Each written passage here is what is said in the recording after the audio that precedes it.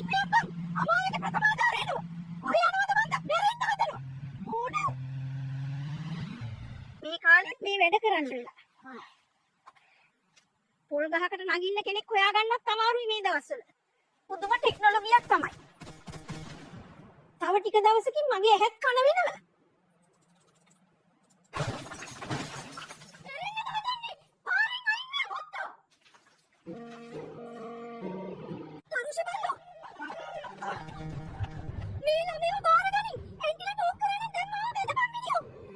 අවුරුදු 60කට කලින් ලැට් එකට ගිහින් එන්නම් කියලා ඕෆ්ලයින් ගිය තරුෂි.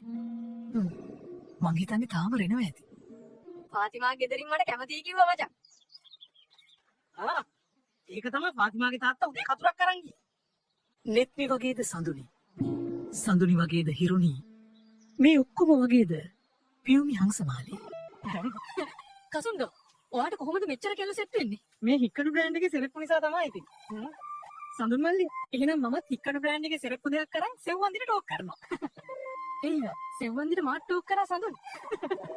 මේ සිතුම්බේ උඹට එහා ගමේ තරුෂිනන්ගේ ආදරේ කිව්වා බං. එහෙමද බං? ඒකට කියපන් මම ආසා කොල්ලන්ට විතරයි කියලා. නැග පෙඩිය ටිකට් ගන්න. කවිඳු අයියේ ඔයාට නගින්න නැහෙනි බබා. මම ටිකට් ගන්න. කසුන්ට කොච්චර කිව්වත් අහන්නේ. මේ කිසල් පදන් ගෙදරට ගේනවනේ. පුදුම අසරණයක් මේ මිනිහගේ තියෙන්නේ.